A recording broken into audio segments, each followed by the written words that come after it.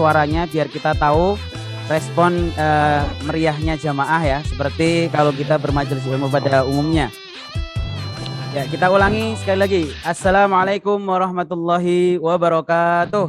Waalaikumsalam warahmatullahi wabarakatuh. Dari Studio 1 Muslim Muharrik, dan insya Allah disiarkan dari seluruh Indonesia ini ya, dari Papua, dari Aceh, dari Makassar, dari Palembang, Masya Allah.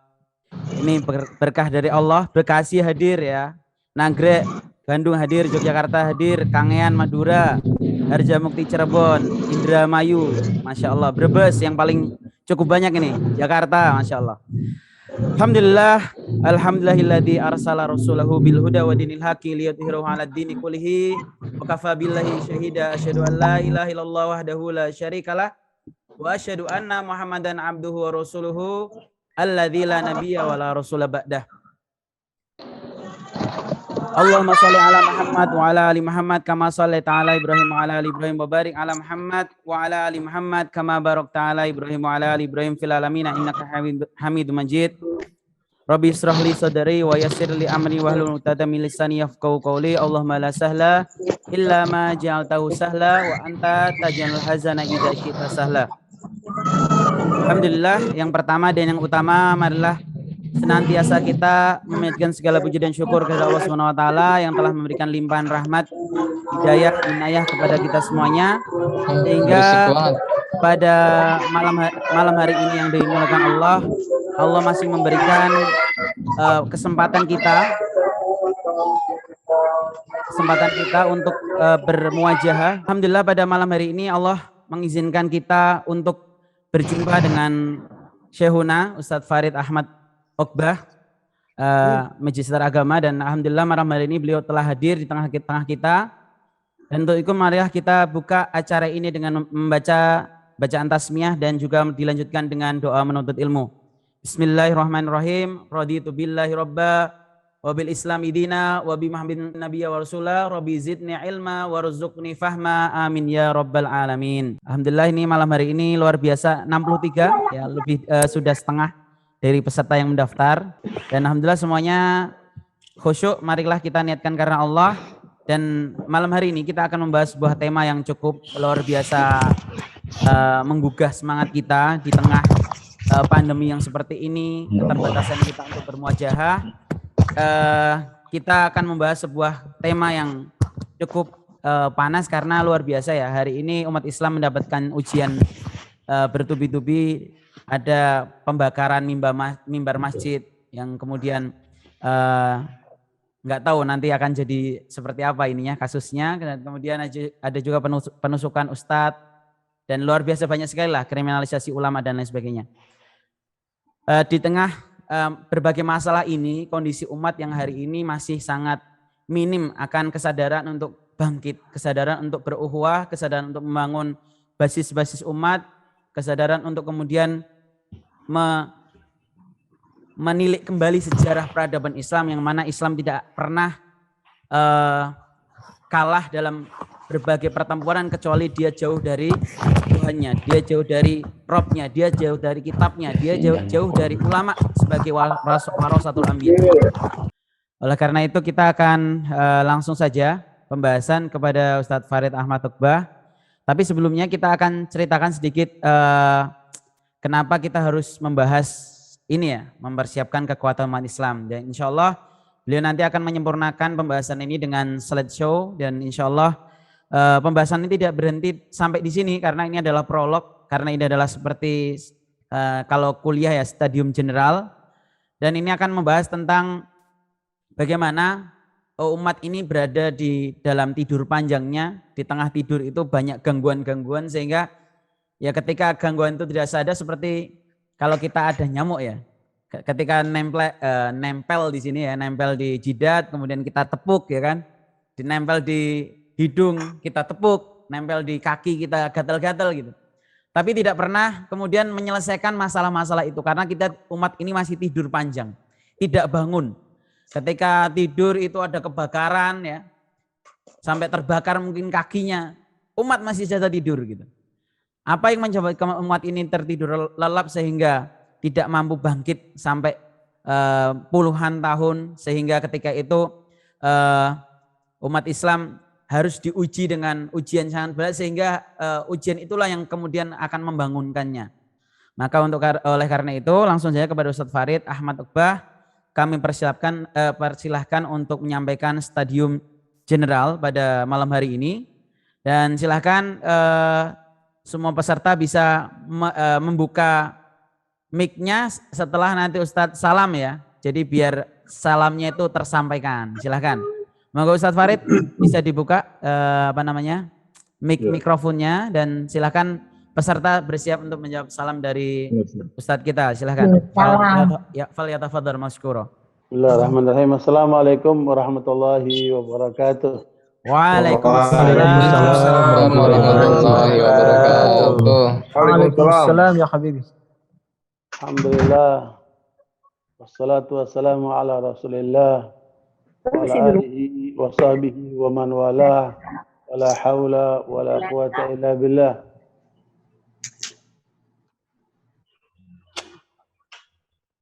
Ustadz Farid, silahkan dibuka mic-nya, karena tadi saya off-kan, semua ada peserta yang masih membuka mic-nya.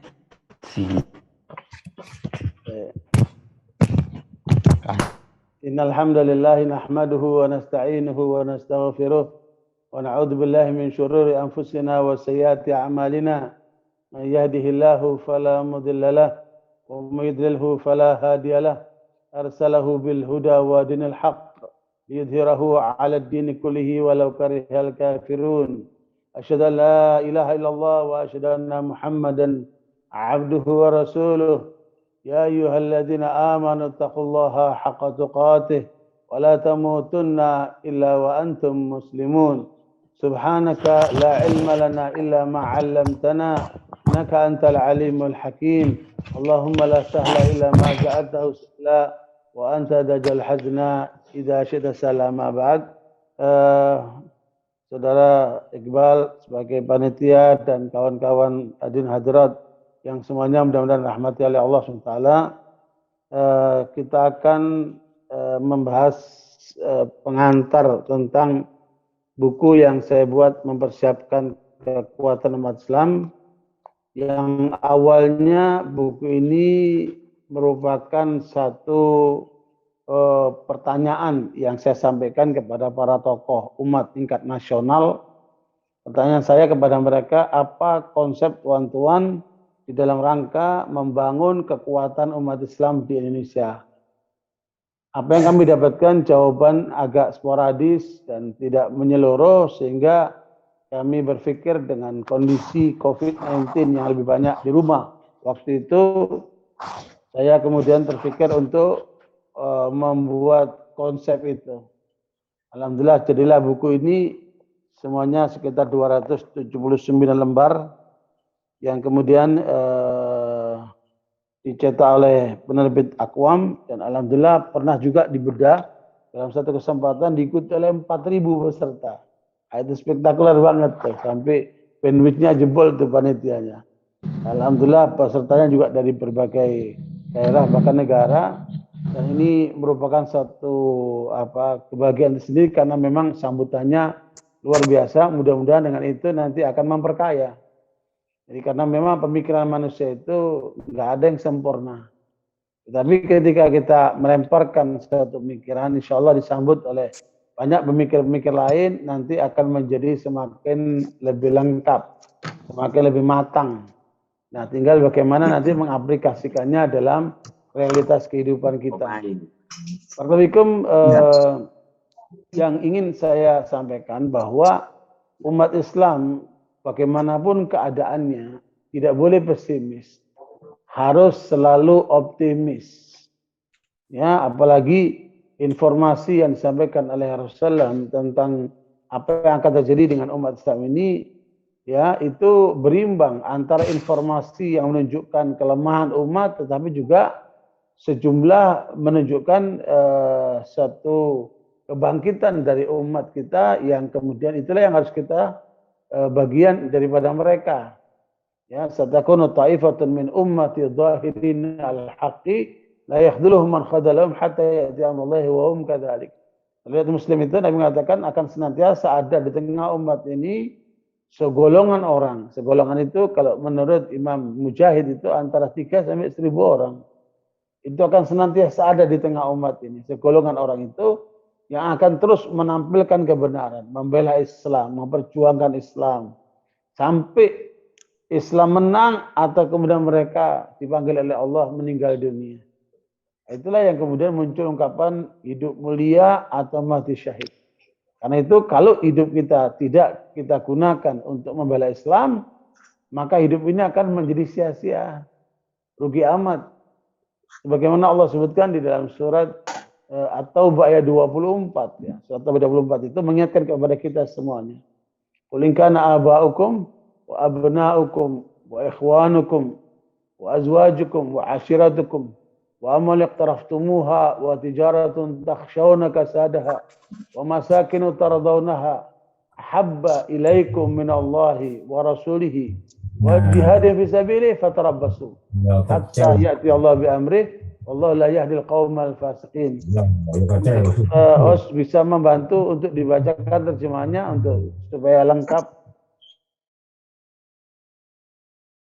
Sebentar Ustaz, saya ambilkan Quran dulu dengar sebentar. oleh Mohon maaf yang masih berbicara, silakan bisa di mute dulu, silakan. Ini kan alasan kan bisa aja. Ditutup aja langsung. Kerja. Tempat Ustaz Farid dibuka ya Ustaz?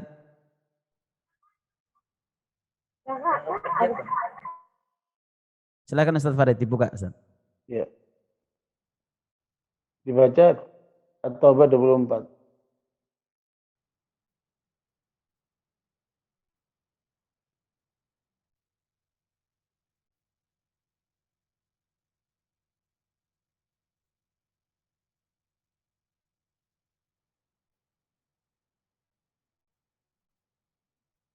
At-Taubah 24 dengan ayatnya atau langsung artinya?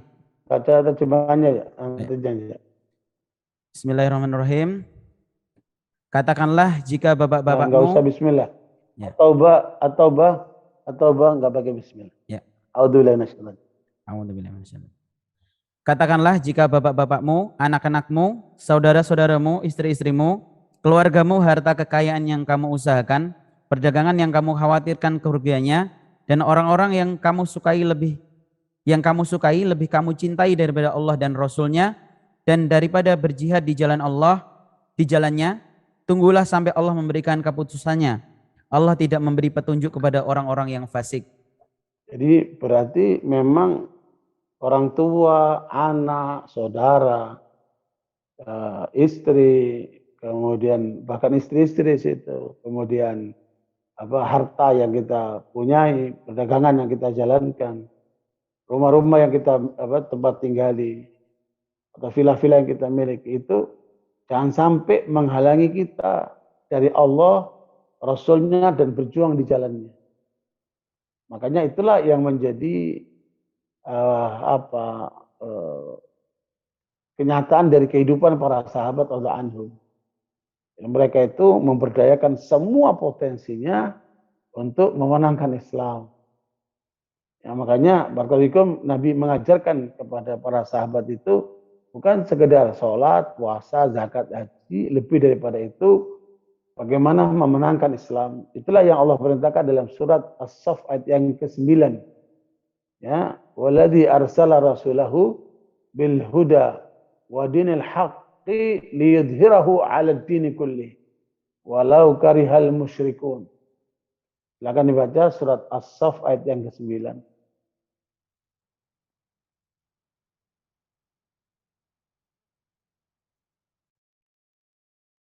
Terus apa? Surat As-Saff. As-Saff ayat yang ke-9.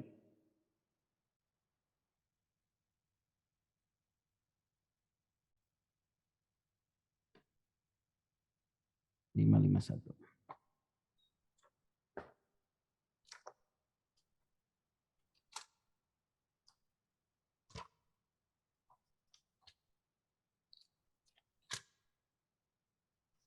As-Saff ayat 9. 9. ayat 9. Allah yang mengutus Rasulnya dengan membawa petunjuk dan agama yang benar untuk mengalahkan segala agama meskipun orang-orang musyrik membencinya. Jadi agama yang benar itu maksudnya mempraktekkan ajaran Islam. Untuk menampilkan Islam, memenangkan Islam di atas semua agama. Ya, meskipun orang-orang musyrik itu tidak suka. Karena itu ketika Nabi menyampaikan kepada para sahabat dan kepada kita semua, ya sebagaimana hadis yang Hasan diriwayatkan Imam Tahawi dan yang lainnya, Nabi mengatakan yahmilu hadzal ilma min kulli khalafin uduluh yunfuna anhu tahrifal ghalin wa intihalal mubtilin wa ta'wilal jahilin. Kata Nabi, akan senantiasa ada orang-orang yang berilmu senantiasa membawa agama ini. Ya, dan mereka kategorinya udul. Udul itu pengertiannya oleh ulama-ulama al-hadis ada 5. Persyaratan orang berilmu itu ada 5. Dan ini penting untuk kita catat sehingga kita mencocokkan dalam kehidupan kita siapakah orang-orang yang berilmu itu bila memenuhi 5 kriteria ini. Yang pertama, kategori ulama yang udul itu yang pertama, dia akidahnya benar. Ya, akidahnya benar. Yang kedua, ibadahnya lurus. Yang kedua, ibadahnya lurus. Yang ketiga, akhlaknya mulia. Yang ketiga, akhlaknya mulia. Dan yang keempat, tidak berbohong. Berarti dia orang yang jujur.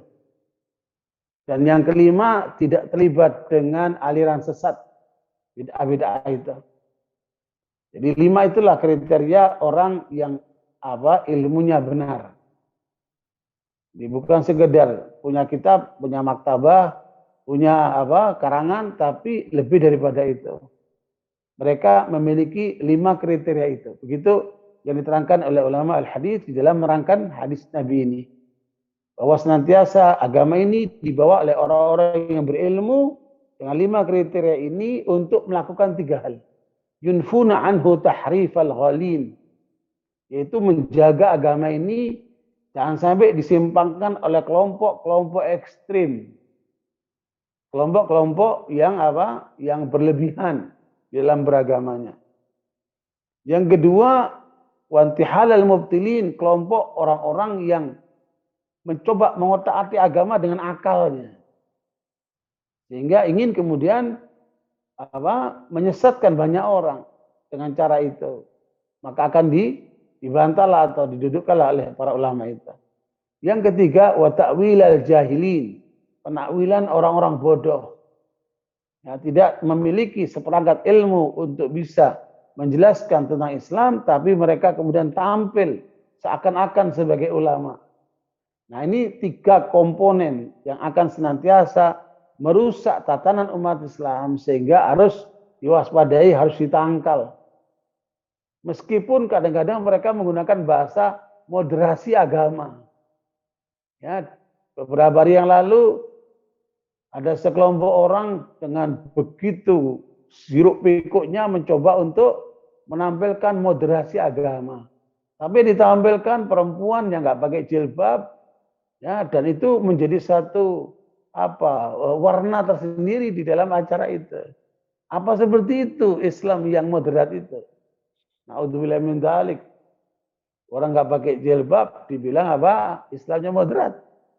Na'udzubillah min dzalik. Ini bentuk daripada contoh penyimpangan. Karena itu Bapak Bikom, inilah yang harus kemudian kita upayakan bagaimana kita meluruskan kembali pemahaman dan dan praktek kehidupan umat yang keliru untuk diluruskan. Apalagi kalau sampai mereka mengikuti irama dan gendangan para musuh-musuh Islam. Sadar atau tidak sadar. Makanya deteksi masalah umat, penyakit umat, baik secara internal maupun eksternal, itu perlu untuk menjadi perhatian kita. Warahmatullahi, sebelum lebih jauh lagi, saya ingin menyampaikan apa yang disampaikan oleh Rub'i bin Amir, sahabat Nabi SAW ketika berhadapan dengan Rustum, komandan Parsi. Ya, Parsi itu adalah superpower pada masanya dari kekuatan yang ada di wilayah Iran hari ini. Yang dulu namanya Parsi, sekarang namanya Iran. Itu mereka menjadi bagian daripada superpower.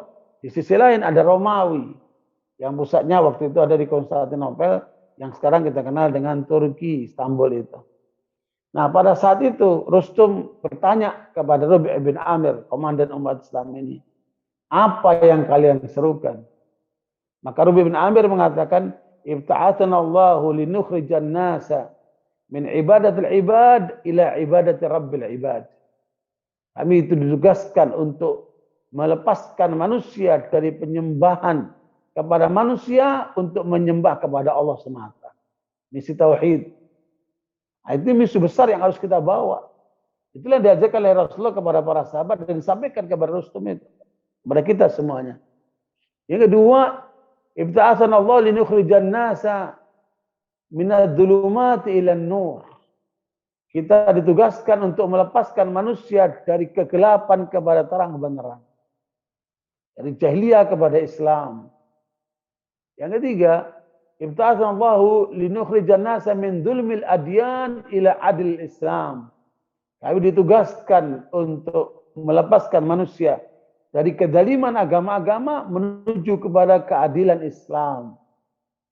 Dan yang keempat, ibta'athana Allahu linukhrijan nasa min dhiqid dunya ila sa'atid dunya wal akhirah. Ya, kita diutus oleh Allah untuk melepaskan manusia dari belenggu sempitnya dunia menuju kepada luasnya dunia dan akhirat. Misi besar. Itulah yang harus kita bawa kepada umat manusia untuk berubah peradaban yang sedang menuju kepada kehancuran ini. Karena itu barakallahu fikum, misi besar inilah yang harus kita bawa sebagaimana Nabi Muhammad SAW dengan para sahabatnya membawa kepada dunia dan tercahayailah barat maupun timur dan sampailah ke negeri kita Indonesia ini. Pertanyaannya, bagaimana caranya Nabi Muhammad dan para sahabat itu diarahkan oleh Allah supaya menang? Konsep ini perlu kita pahami supaya jangan kita itu hanya berpikir menurut versi kita sebagai manusia yang banyak kelemahan ini. Silakan dibaca surat Al-Anfal ayat 45 dan 46. Itulah arahan Allah kepada Rasulullah dan para sahabat agar memenangkan pertarungan. Ya, karena kita ini selalu akan melihat pertarungan antara kebenaran dan kebatilan.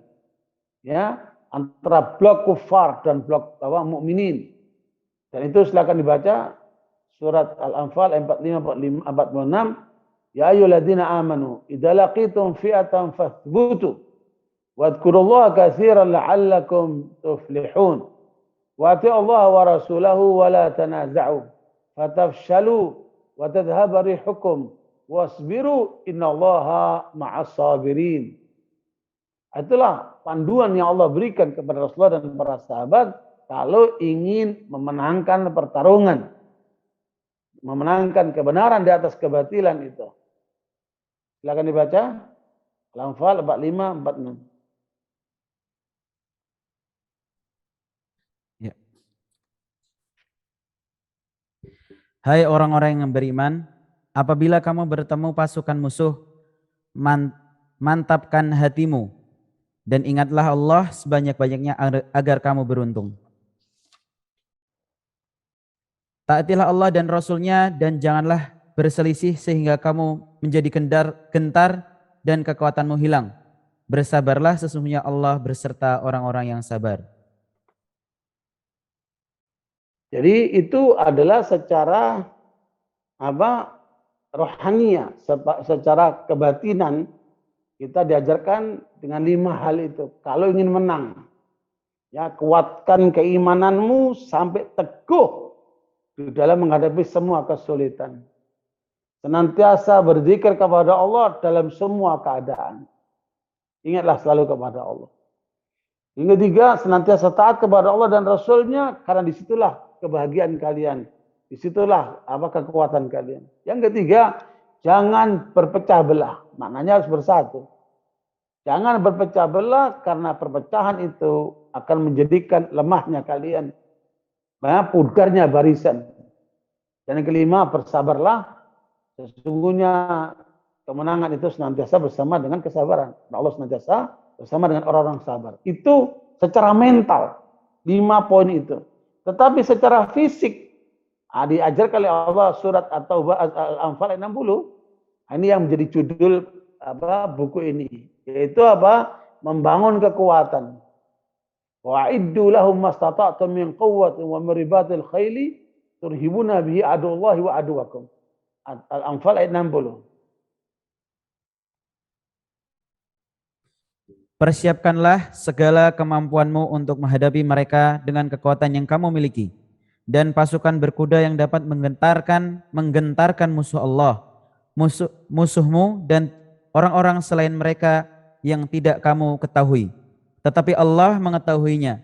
Apa saja yang kamu infakkan di jalan Allah pasti akan dibalas dengan cukup kepadamu dan kamu tidak akan dirugikan.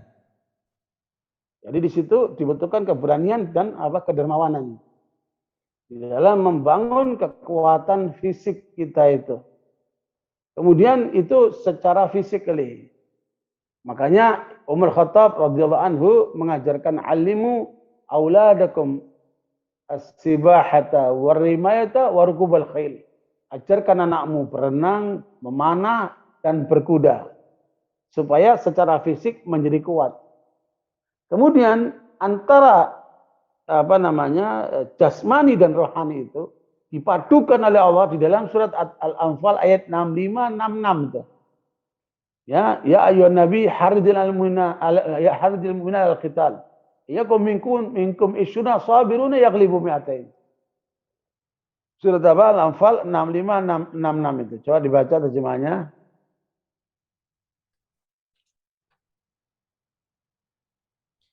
Hai Nabi, kobarkanlah semangat para mukmin untuk berperang. Jika ada 20 orang yang bersabar di antaramu, pasti mereka dapat mengalahkan 200 musuh. Jika ada 100 orang sabar di antara kalian, pasti mereka dapat mengalahkan 1000 orang kafir, karena orang-orang kafir itu kaum yang tidak mengerti. Sekarang Allah telah meringankanmu, karena Allah mengetahui bahwa ada kelemahan padamu.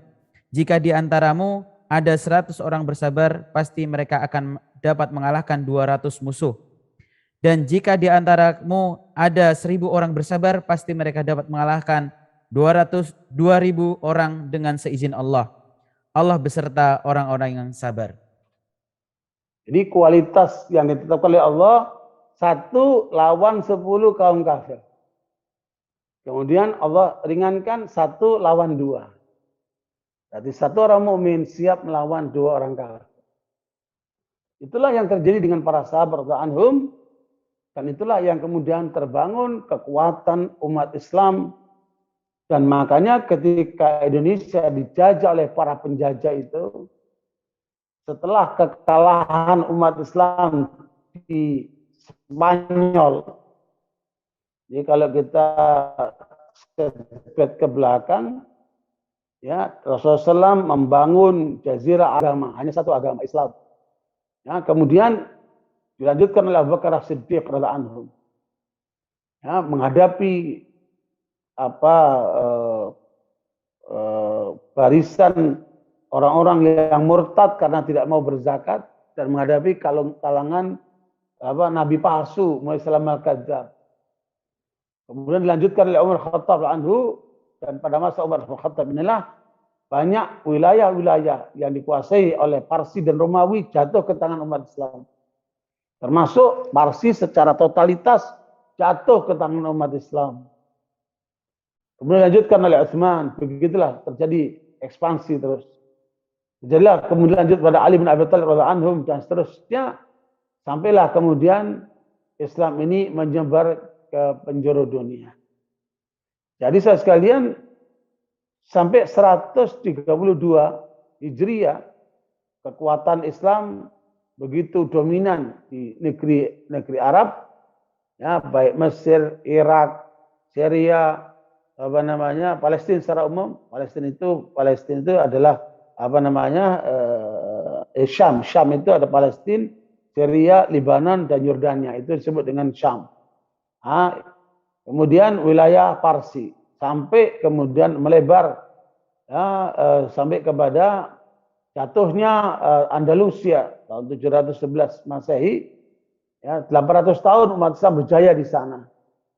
Ya, kemudian dilanjutkan perjuangan Islam dapat menaklukkan India, kemudian menaklukkan Cina. Ya, sampailah kemudian muncul kekuatan baru Utsmaniyah.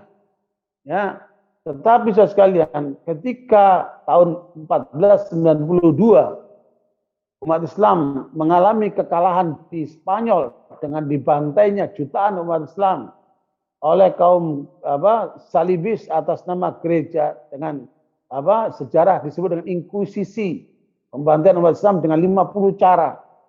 Dari situlah kemudian kekuatan kaum kufar dari Eropa itu menjajah hampir seluruh dunia Islam, termasuk negeri kita Indonesia.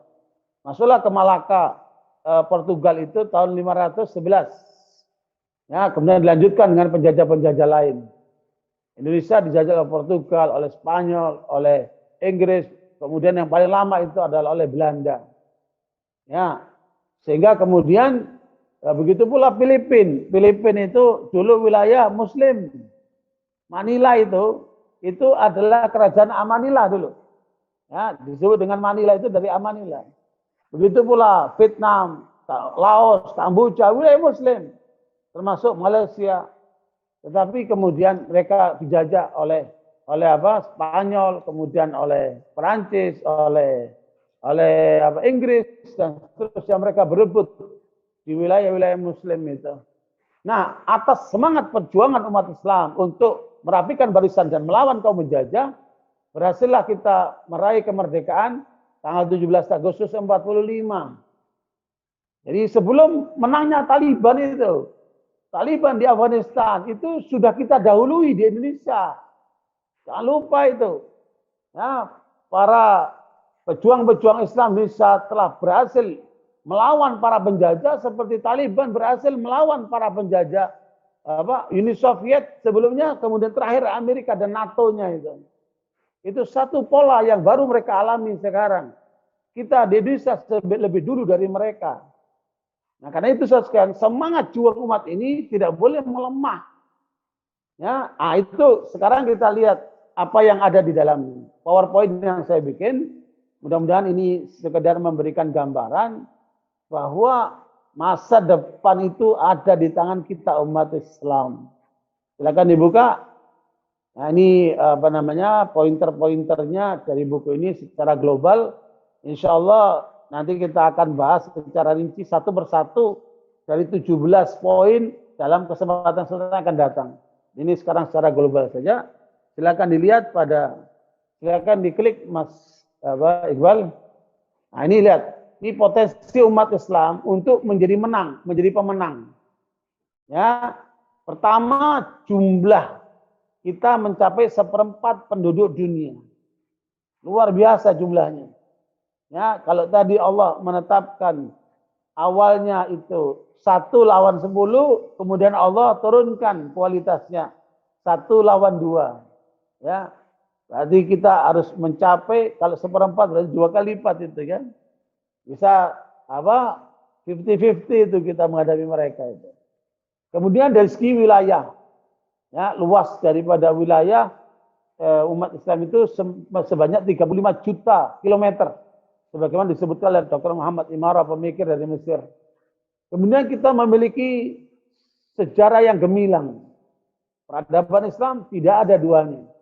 Silakan baca buku The History of Civilization yang ditulis oleh Will Durant dalam 20 juz perbandingan antara peradaban umat manusia. Tidak ada seperti peradaban Islam. Bahkan Mongolia sebagai penjajah dan pembantu umat Islam berujung dengan masuk Islam. Luar biasa peradaban Islam itu.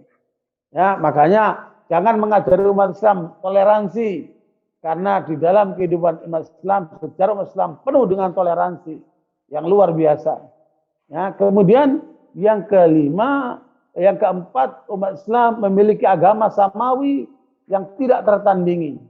ya dengan Qur'annya, dengan sunnah nabinya, ya dengan apa yang diajarkan oleh para sahabat radhiyallahu anhum yang ditinggalkan untuk kita semua sebagai satu ajaran yang lengkap, baik skop pribadi, masyarakat sampai negara dan peradaban itu. Nah, yang kelima, sumber kekayaan yang luar biasa Allah berikan ada di negeri-negeri Muslim, termasuk negeri kita ini. Jadi kita ini termasuk negeri kaya yang sebab karena manajemen yang salah, mismanagement, berakibat kepada kekayaan berada di segelintir tangan orang. Ya, bahkan ada satu orang memiliki jumlah 5,2 juta meter, ya 70 kali lipat luasnya Jakarta. Luar biasa. 5,2 juta kilometer, ya.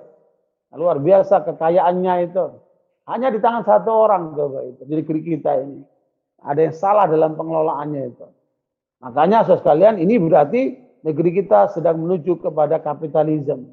Ya, negeri yang demokrasi liberal yang harus kita luruskan sehingga kekayaan itu harus merata di tengah bangsa yang sedang dalam kesulitan seperti ini.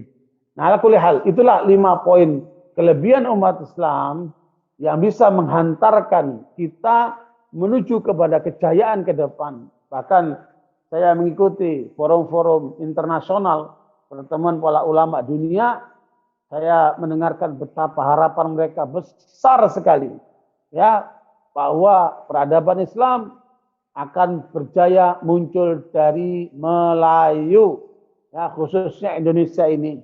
Makanya itu harus kita sambut sekalian dengan 5 unsur pemicu kekuatan kita ini, ya, sehingga mental kita harus jadi mental pemenang.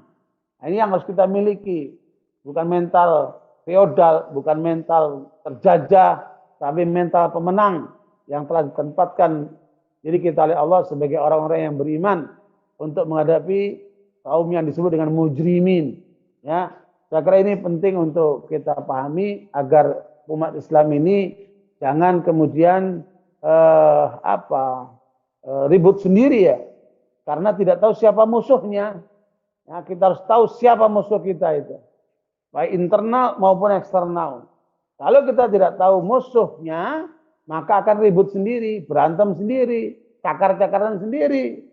Ya, satu ustadz menyerang ustadz yang lain, satu ulama menyerang ulama lain. Itu tandanya tidak tahu siapa musuhnya. Ya, satu jamaah menyerang jamaah yang lain, itu tandanya tidak ngerti musuhnya siapa itu. Nah, karena itu mungkin lain waktu kita akan bahas siapa sebenarnya musuh kita itu. Karena kalau kita lihat, ya, posisinya seperti ini nih. Ya, kita ini sedang dikerubuti oleh Barat dan Timur. Barat itu sekarang dipimpin oleh Amerika. Ya, di belakangnya kaum Yahudi yang membackup negeri Israel itu. Ya, di Timur dengan Barat itu dengan kapitalisme dan sekularismenya itu.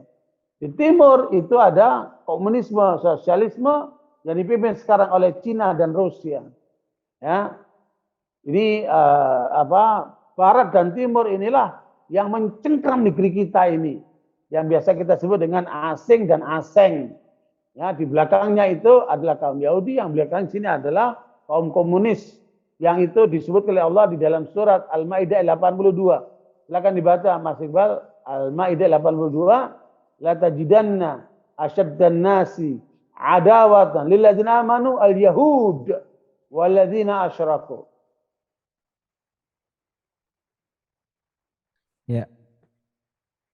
Kamu akan melihat orang-orang yang hatinya berpenyakit, yaitu orang-orang munafik, segera mendekati mereka, yaitu Yahudi dan Nasrani, seraya berkata, kami takut akan mendapatkan bencana.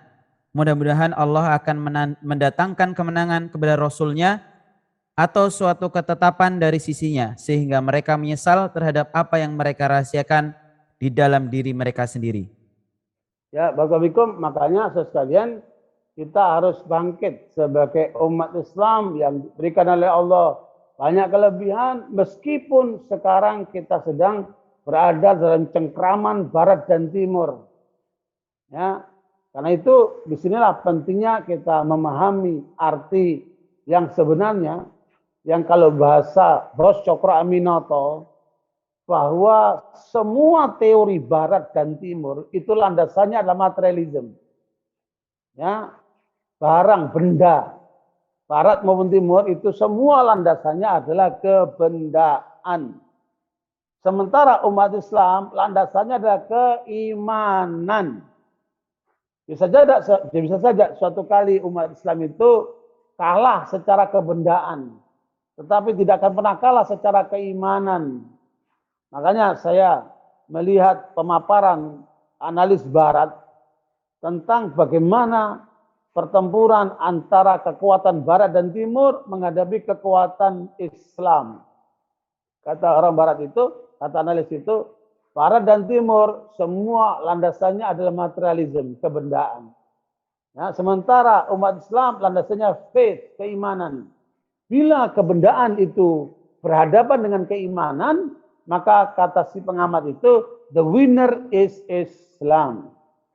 Nah, sehingga kan itu perlu dibuat kesadaran pada umat ini untuk bagaimana membangkitkan semangat keimanannya itu. Ya, untuk melawan semua penjajah-penjajah asing dan asing yang sekarang betul-betul mereka menguasai negeri kita, dan tentunya kita selalu optimis untuk bisa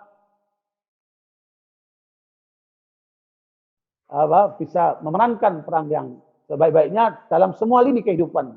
Ya, harus di semua lini kehidupan. Dan insya Allah itu akan kita sebutkan nanti apa saja lini kehidupan yang harus kita masuki.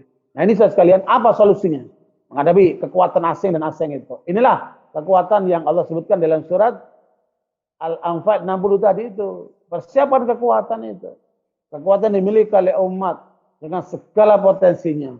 Dan jangan lupa, bangsa Indonesia tidak akan pernah maju dan berjaya kalau umat Islamnya tertinggal.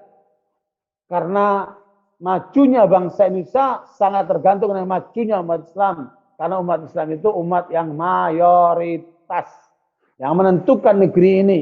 Ya, mereka umat Islam sampai hari ini masih posisinya 87%.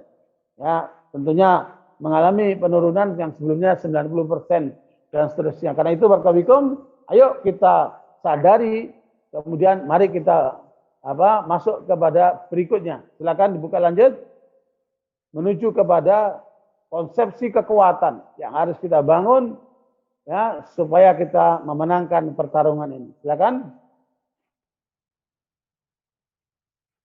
Nah, ini secara ringkas ya.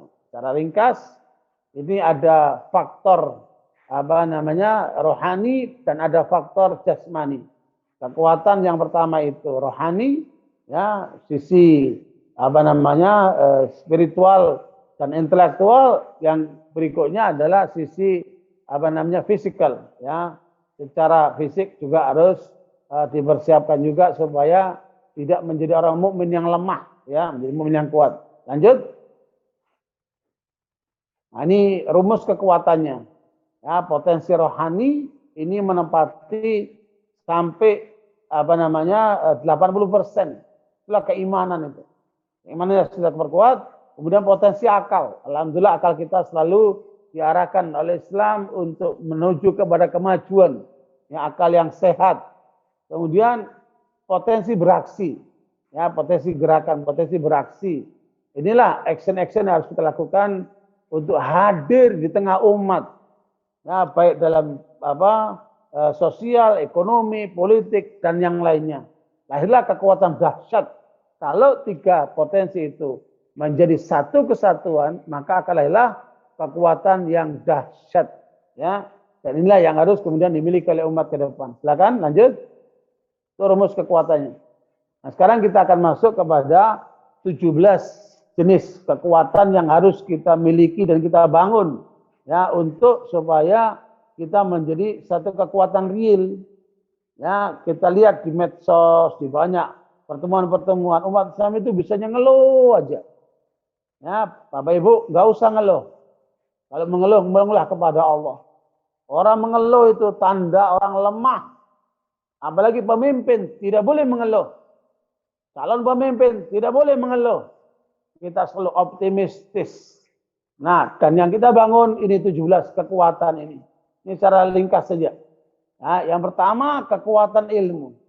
Dalam kekuatan ilmu ini nanti akan ada penjelasannya dalam kesempatan akan datang, akan kita bahas secara rinci. Ya, karena tanpa ilmu nggak mungkin kita menang. Kalau bahasa Al-Qur'an itu kan syahidallahu annahu la ilaha illa huwa wal malaikatu wa ulul ilmi qa'iman bil qist.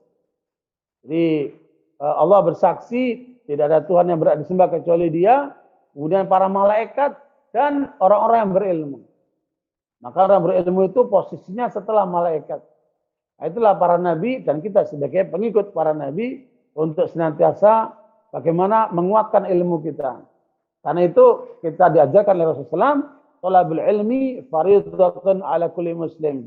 Ya, menuntut ilmu wajib bagi setiap muslim. Makanya saya tertarik dengan slogan Hos Cokro Aminoto yang mengatakan umat Islam butuh 3 hal. Ya, yang pertama tauhid yang bersih, yang kedua ilmu yang tinggi, dan yang ketiga berpolitik yang bermartabat. Ya, berpolitik yang bermartabat. Ya, itulah yang disampaikan oleh tokoh kita Hos Cokro Aminoto. Karena itu ilmu ini harus menjadi perhatian kita. Ya, perhatian kita. Baik ilmu agama maupun ilmu dunia. Ya, baik ilmu agama maupun ilmu dunia. Insya Allah kita akan bahas lebih dalam lagi pada saatnya. Yang kedua, kekuatan iman. Ya, karena ilmu harus landasannya iman. Iman harus landasannya ilmu. Nah, ilmu harus melahirkan iman. Nah, iman inilah yang kemudian menjadi bahasan pada surat-surat Makkiyah. Ya, surat-surat Makkiyah itu bahasanya tekanannya adalah pada keimanan. Ya, 13 tahun Nabi menanamkan keimanan di Mekah itu dengan turunnya surat-surat Makkiyah. Nah, yang ketiga kekuatan kepribadian. Ya, sehingga pribadi orang mukmin itu pribadi yang tangguh. Ya, susah maka dia bersabar, senang maka dia bersyukur. Tidak lebih daripada itu. Yang kata Nabi, ajaban li amril mu'min, inna amrahu kullahu fi khair. Orang mukmin itu luar biasa. Ya, semua urusannya bagus. Inna sabatu syarra syakar. Maka nakharlahu, kalau dapat kesenangan dia bersyukur, dan itulah yang terbaik baginya. Wa inna sabatu dharra sabar. Maka nakharlahu, kalaupun kena kesulitan dia bersabar. Manusia tidak mungkin senang terus, juga tidak mungkin susah terus. Maka kita butuh keseimbangan. Ya, sabarlah ketika susah, bersyukurlah ketika senang. Nah, itu kepribadian ini harus kita bangun, nanti kita lengkapin insya Allah dalam pembahasan yang akan datang. Kemudian yang ketiga, yang keempat adalah kekuatan keluarga ya. Ini ada salah itu lompat itu. Ya, itu ada yang salah. Yang keempat harusnya keluarga dulu itu. Nah, kekuatan keluarga ini harus kalau bahasa sekarang namanya saturasi cinta keluarga ini kan. Kekuatan keluarga ini harus kita bangun. Kenapa? Kebahagiaan seseorang itu di rumah tangga. Kalau seorang tidak bahagia dalam keluarganya, jangan berharap dia akan bahagia di luar keluarganya. Di keluarga itu adalah benteng setiap kita, karena disitulah baiti jannati. Disitulah rumahku adalah surgaku. Baru yang kelima, kekuatan masyarakat muslim. Di sinilah pentingnya bagaimana solidaritas antara umat ini dalam infak, sedekah, wakaf, zakat, hibah, dan seluruh bagian daripada kesatuan dan kegotong royongan antar masyarakat muslim ini. Ini yang harus kita bangun, jangan sampai terbelah. Umat kita harus menyatu dalam kesatuan bermasyarakat. Ya. Kemudian insya Allah akan kita bahas lagi karena datang. Kemudian yang keenam, kekuatan amal. Ya, kekuatan amal ini berarti action ya. Jangan teori melulu. Ini banyak di tengah kita itu orang teori melulu. Ya, makanya orang bule itu bilang apa? Tell me then I will forget. Kalau kamu cerita saya bakal lupa. Show me then I will remember. Kalau kamu tunjukkan saya akan ingat. Dan let's do it then I never forget. Coba buktikan. Maka saya tidak pernah akan lupa. Makanya action ya itu adalah bukti daripada teori-teori yang dibuat oleh manusia. Mari kita buktikan dalam amal-amal soleh ya yang telah diajarkan oleh Allah dan Rasul-Nya, dan itulah menjadi wilayah yang sangat luas ya bagi kita sebagai umat Islam. Yang ketujuh, yang kedelapan, yang ketujuh, silakan lanjut. Yang ketujuh yaitu kekuatan harta. Nah ini, harta ini bagian daripada kehidupan sebagai sarana, bukan tujuan. Jangan kita jadi orang kapitalis. Orang kapitalis itu ditandai dengan 4 hal. Orientasi mereka itu hanya mencari wealthy, kekayaan. Ya, otaknya itu hanya urusannya bagaimana dapat duit. Ya, time is money. Semua diukur dengan uang. Ya, silakan Diano di Pak Ustaz Iqbal kembalikan ke itu. Ya, itu harta ini kalau kapitalis itu ada orientasinya harta. Yang kedua, dia power, mencari kekuasaan. Kalau udah dapat harta masuk kekuasaan. Nah, ini bahayanya kalau sudah konglomerat, kemudian oligarki, mereka beternak penguasa. Sehingga kemudianlah mereka mengendalikan kekuasaan itu. Nah, ini bahaya. Ya, power. Kemudian yang ketiga, beauty. Mereka mencari kecantikan, keindahan dalam hidup mereka itu. Kemudian yang keempat, popularitas. Itulah tanda-tanda orang kapitalis. Sementara kita umat Islam tidak seperti itu. Karena harta itu hanyalah sarana. Boleh di tangan, jangan sampai di hati. Ya, sehingga itu harus menjadikan kendaraan kita menuju akhirat. Insyaallah itu akan kita bahas lebih lanjut. Kemudian ke-8, kekuatan dakwah. Nah ini, ya, kekuatan dakwah ini yang selama ini kita bangun ya untuk membangun jaringan dakwah seluruh Indonesia. Ya, alhamdulillah hari ini kami telah mengadakan Milad Parmusi ke-22 ya, dari kelahirannya 1999 yang alhamdulillah hari ini sudah menyebarkan 5.000 dai di daerah. Tahun depan kita target sampai 10.000 dai insyaallah, sehingga dakwah ini bisa merata ke seluruh wilayah Indonesia ya. Karena masih ada di tengah umat 65% umat Islam yang belum bisa baca Quran. Ya, karena itu perlu gerakan dakwah lebih masif lagi di dalam menyadarkan umat kembali kepada Allah Subhanahu wa taala dan berpegang dengan kebenaran yang telah Allah turunkan kepada kita semuanya. Insyaallah dengan dakwah ini kita akan terus membangun umat, menyertai umat, berbenteng di hati umat ya, sehingga dakwah ini menjadi kekuatan insyaallah. Yang ke-9, kekuatan pendidikan Islam. Di sinilah kaderisasi. Ya, baik tingkat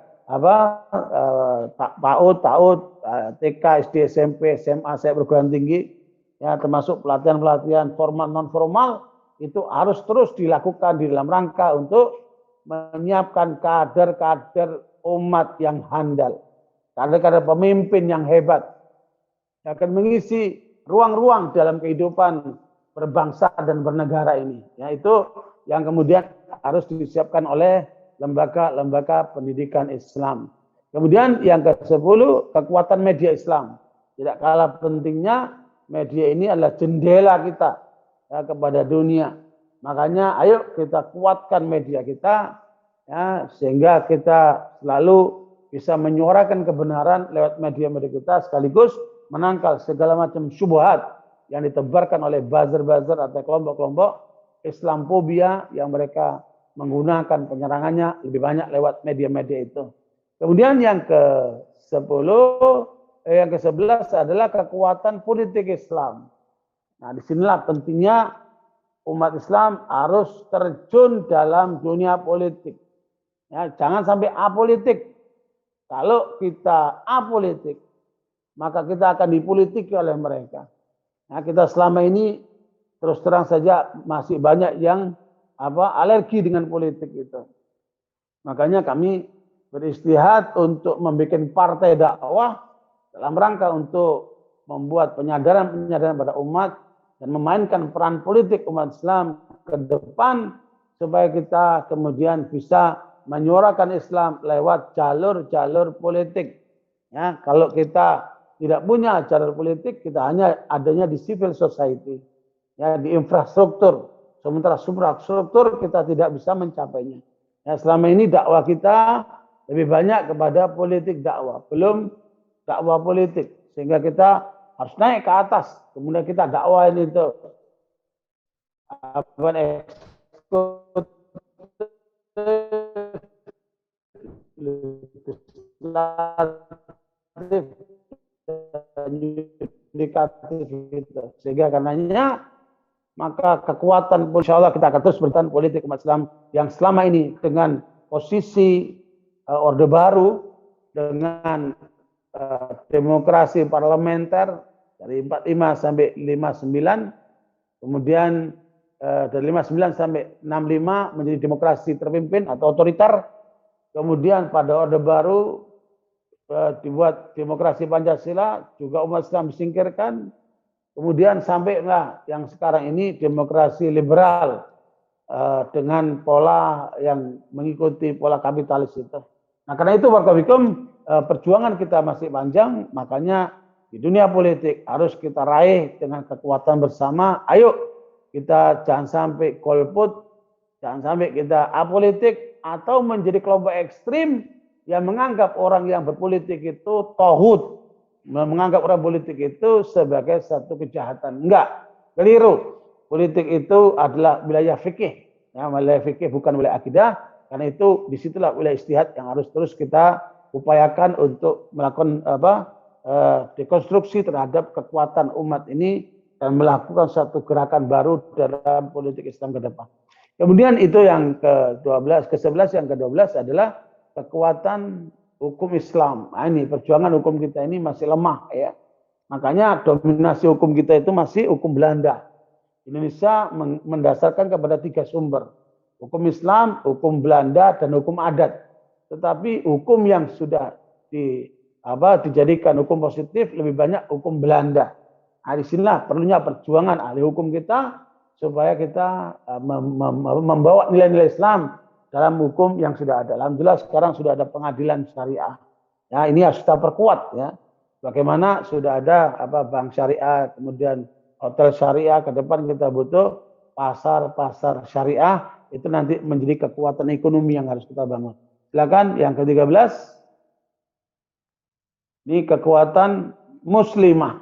Ya, the power of mak ini makanya dalam dunia politik dipersyaratkan 30%.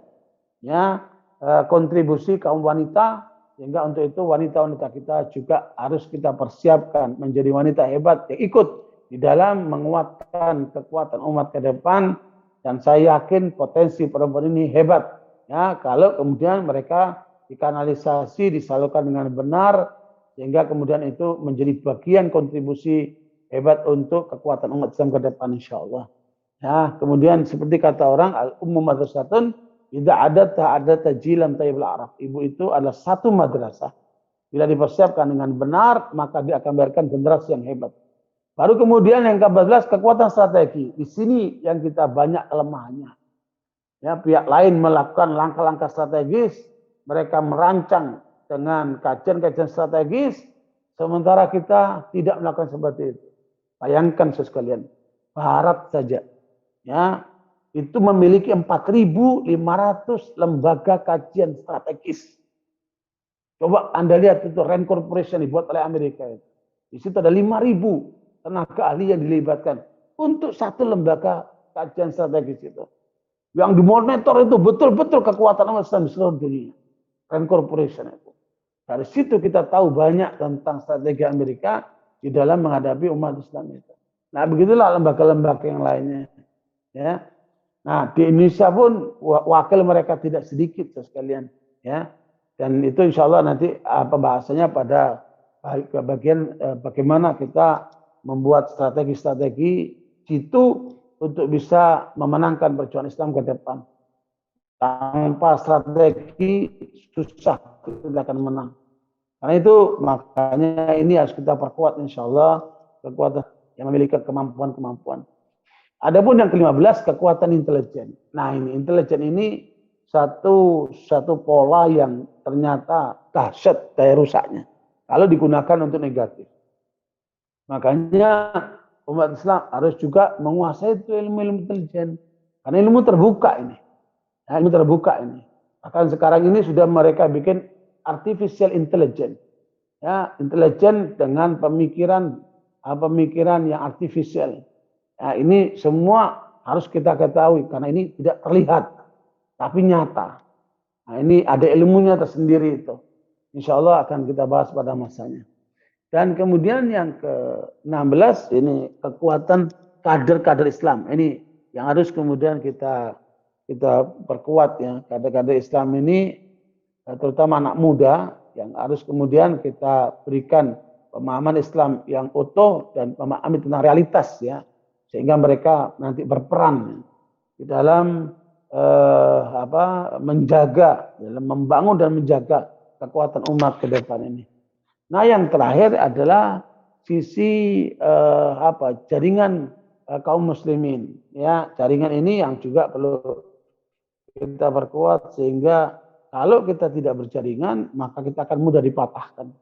Sehingga seluruh bagian daripada kehidupan umat dan bangsa kita semua dapat termonitor dan dapat terselesaikan dengan baik apabila jaringan ini terbangun dengan benar. Insya Allah dari sisi data bisa menggunakan big data. Ya, tapi kemudian dari sisi realitas, itulah yang menyebabkan kenapa Pak Nasir berhasil membuat NKRI ketika melakukan musi integral karena beliau membangun jaringan umat seluruh Indonesia. Dengan demikian saya sekalian, 17 poin secara ringkas insya Allah ini bisa menjadi usulan untuk membuat langkah-langkah besar ke depan agar kita menjadi satu kekuatan yang berarti kemenangan bagi umat dan bangsa Indonesia. Barangkali itu sekalian nanti bisa diperkaya dengan dialog dan diskusi sebagai pengkayaan. Barakallahu fikum. Wassalamualaikum warahmatullahi wabarakatuh.